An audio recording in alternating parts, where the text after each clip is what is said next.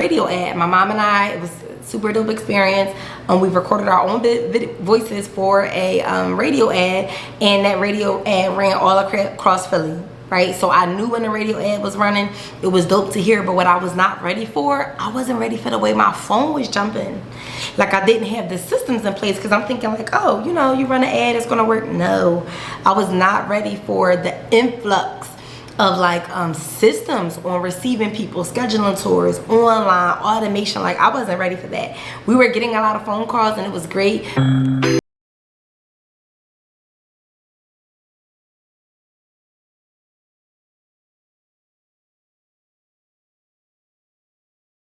Back to my channel here. In this channel, Educated Minds, my name is Dominique E. Savage, and on this channel we talk everything childcare, okay?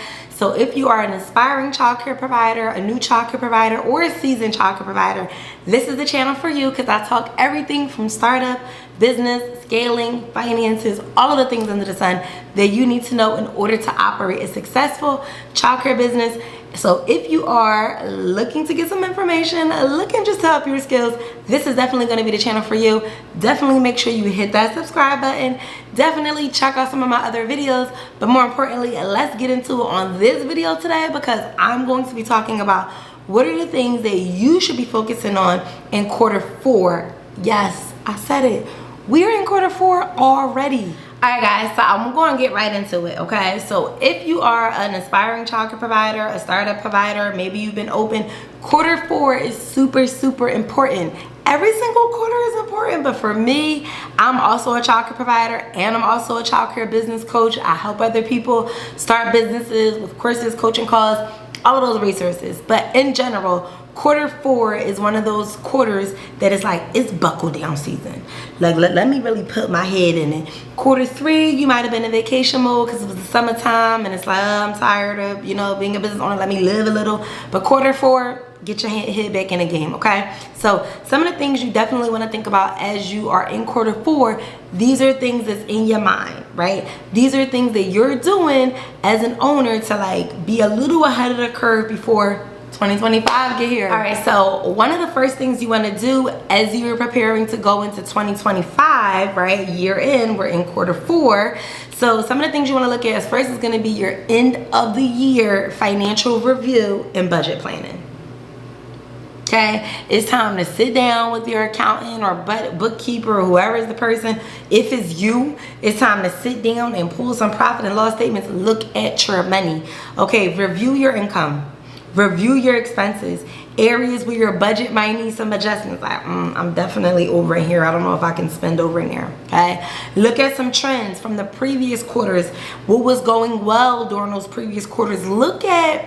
Literally look at how much money you made last fourth quarter, how much expenses you had last fourth quarter, how much was your net profit last fourth quarter, and that's going to be a great way to give you a good forecast into like what you can expect, right? Because for me as a childcare owner, I know quarter 4 is like one of my more expensive quarters, and you may think like, well, how do you know that? I know that. Why? Because all the holidays is here. You just started school, right? So we got back to school, right? In October, you might got some Harvest Fest or something you're doing for your families and your parents when it comes to parent involvement.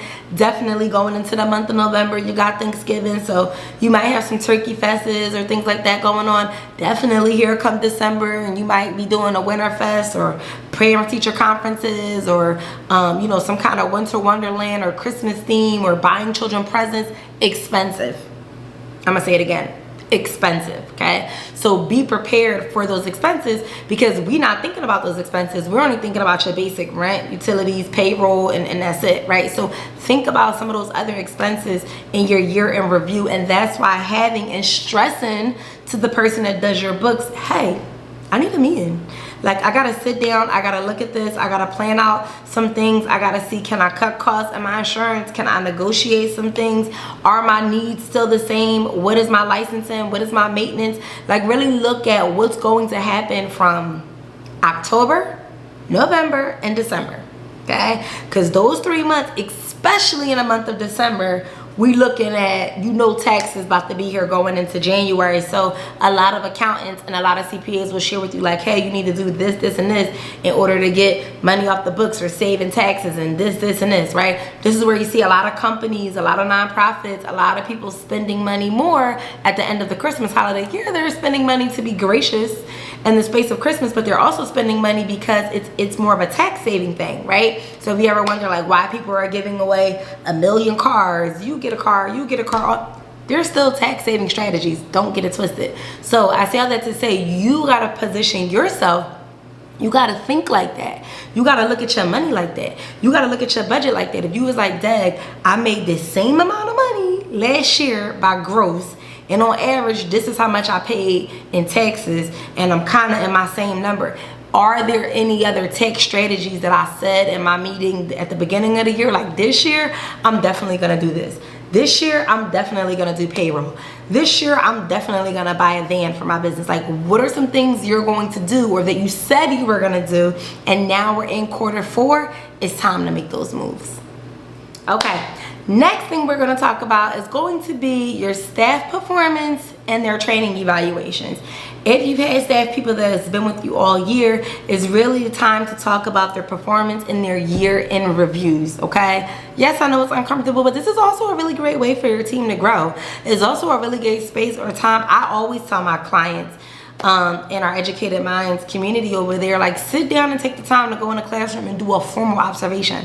Not an observation that you're coming in there, you still talking, you still helping, because you around. No, sit down and come in there and do a full-on formal evaluation. Sit back and observe, take notes. Why? Because that's really going to be helpful when you're doing it with an intention, and you can provide that feedback to them during evaluation time. So conduct individual evaluations and assessments, provide improvements, or talk about some of their career developments, like things that they want to do or things that they want to see in the business. I think that's really, really helpful. And also just planning out your staff training for the year, so like we all get ready for September, and then it's like, September is here, we made it through the first month, but it's like, no, that's just the beginning. So when are your professional development days? Is that already on your calendar? Right? Is that something you already got planned out? Are you closing for it? Are you not closing for it? Are you sending them to a conference? Are you not sending them to a conference? Is your professional development time, like mine is preferably more in the spring, is not in the winter. I know that already, right? Why? Because I got all these other expenses during Q4, right? So really look at your staff trainings, refresh yourself, look at some of their files, their portfolios. Maybe people might need new clearances. This is the time to look at your staff stuff, their performance, their evaluation. Get them excited about the new year. Get them excited about what they're walking into, so that they have some goals and they have some visions. Maybe you might be sending some teachers back to school. Maybe you might be going through your accreditation process. Like, look at how you can provide the best benefit and the best community for your current team that you currently have, because you're only as great of a leader as your team is performing. Remember that. Okay, so just because you're doing great and you're feeling wonderful and you're making money, that doesn't mean that you have a successful business. It's also the people that's around you that's successful. It's also the team members that's around you that's successful, that's growing, that's learning new age-appropriate developmental techniques to talk to children, engage with children, and maybe go back to school or just develop some new lesson planning ideas. So you are only as successful as the people that's around you on your team, because at the end of the day, they are the people that's carrying out your vision and your mission for your business, right? So everybody got to get on one accord to say, like, these are our goals and these are our visions individually, and this is what I want to improve upon. And it comes from the leader. I always say it comes from management on down to develop those great team members in your organization. All right, guys, so some other things I'm going to say. The next thing that you want to be focusing on as we're in Q4 of this year is going to be your enrollment strategies and your marketing push. Marketing. Just because we're done with August and just because we done with September, when we come to Q4, we still marketing just as hard. It don't matter whether you fully enrolled, got a wait list, you're still marketing. You're still doing interviews, whether you need a new hire or not. You're still doing tours, whether you need an enrollment today or tomorrow or not. We are marketing. Do your marketing push, right? So review what your current enrollment is. Who's phasing out your program? Who's maybe not phasing out your program? right? Who's going part-time? Who's going full-time? You want to look at what are some upcoming openings that might be possible. Children are going to kindergarten or transition into other pre-K programs. Also, you want to make sure you're looking at your wait list, but you really want to like reflect on your marketing strategies, and I'm gonna break it down for y'all. So I remember when I first started like really getting my head in the game with marketing. Like I was like, I guess I would say I felt like I was basic. I was doing it basic, like flyers, this and a third. But once I really like got my head in and I started taking marketing classes, I started listening to marketing videos, I started just really educating my mind, right? And everything on how to market the childcare business better. Like what was branding?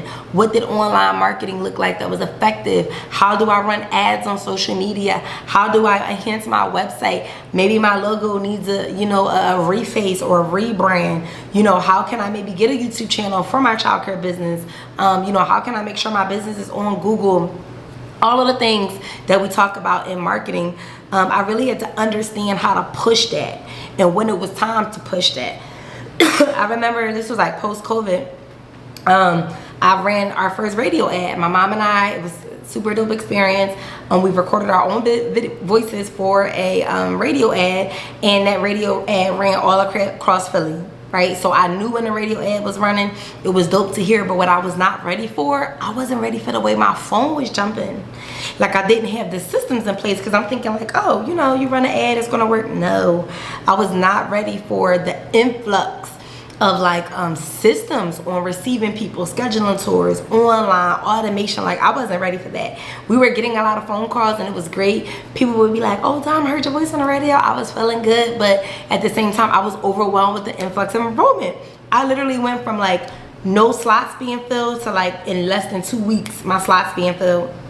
It was a really great thing. The next time around, now that we had like been out of COVID, I realized, oh, the radio ad, when I did it again, it worked, but it didn't work as well. And I had to ask myself, oh, did it not work as well? Because there's something, no, what's going on in the world? People weren't in their cars as much, right? This is when this whole remote stuff came into place. So then it's like, okay, how can I create an automated system or have things more digitally on the phone? So I began to create like digital tours, you know, virtual tours, online automated enrollment systems, automated emails to send it back, because I realized people are on their phones way more than you think. So I had to get an alignment and understand what marketing was. And so that's your job in Q4 and really all your quarters, but really Q4 to be like, okay, this is what we're going to do for marketing in Q4. This is going to be our marketing strategy at the top of the year, because we know families are X, Y, and Z. Get strategic. Okay, this is when open houses are. This is when schools are having events. This is when my business can participate in those back to school or Halloween events or Thanksgiving or turkey giveaways. Like, I want to be present. You know, I want to give back to the community. Market your business, strategize, plan. Definitely in Q4. Hey you, yes you, I'm definitely talking to you. If you're seeing this video and you are a childcare provider or you're looking to start a childcare center, you've landed on the right channel. I offer the #1 Childcare Startup University course, and it is a self-paced course. It walks you through all of the steps on how to start your dream childcare business. So if you're looking for a little coaching, a little guidance, definitely make sure you head over to my website at www.educatedminds.com, where I offer services, courses, coaching sessions, videos, all of the things that you need to start, grow, and scale your childcare business. Let's get back to it. All right, some other things that I'm definitely gonna say that you should be doing in Q4 for your childcare business is definitely gonna be some holiday planning and parent engagement. This is the perfect quarter to invite families into your childcare business, take children on trips, bring them in, get that family style feel, because right, we're setting the standard. We're giving them that experience. You got some families that enrolled in your childcare program brand new in September. They don't know what to expect. This is the perfect time to plan out those events. So discuss some holiday themed activities with your team or your staff or yourself, because you might be a one-man show, right? Just getting open, right? So figure out, what are some themes? What are some events? How do I want to engage children and their families? What can I afford? What am I gonna ask families to participate and bring in, right? You may do like some volunteer opportunities. You may do some read aloud opportunities. You may have some parents come in dressed up as Santa Claus or as an elf. Like, there's plenty of opportunities for your families to engage in. I would definitely highly suggest a part of that engagement or activity, parent conference. We gotta talk about where the children are. We've had the children at this point, if in Q4, if they started in September, we've had them for a solid 60 days. We should have done some kind of screening or an assessment or something to create some goals for their child and have that parent meeting. That brings value. That brings community. That brings and shows parents, hey, you're interested in your child's development and learning. This is not a babysitting service. This is an educational school. Right? So really lock in on how you're going to engage those families into the program. This is going to be our first year that we're actually doing parent meetings. Okay, I really wanted to create a more cohesive approach in our childcare business, and I wanted to have monthly parent meetings. I think it's a great way to bring in families, to hear their feedback, to hear their needs, to bring in other community resources, whether it's like the WIC office, whether it's the bank, whether it's a free clinic, whether it's jobs. Like, this is a great space to bring those people into your business and have that parent engagement and activity. And I think the more that you do the holiday planning and the parent engagement, like, okay, no, October, this is what we're doing. November, this is what we're doing. And if we're doing parent conferences in November or December, I gotta have a time to actually assess those kids the month before, or collect artwork or writing pieces and create folders for them. All the things, okay? So can't you see why it's so important to plan out Q4? So if you like this video, more where they came from, definitely make sure that you hit that subscribe button so you know every single time Educated Minds drops a video. But more importantly, if you are looking for a little bit of coaching, guidance, resources, be sure to schedule a coaching call with me, whether you're doing a phone call or Zoom, whatever works well for you, so that you can get the guidance, the coaching, and the resources that you need individualized for your childcare business.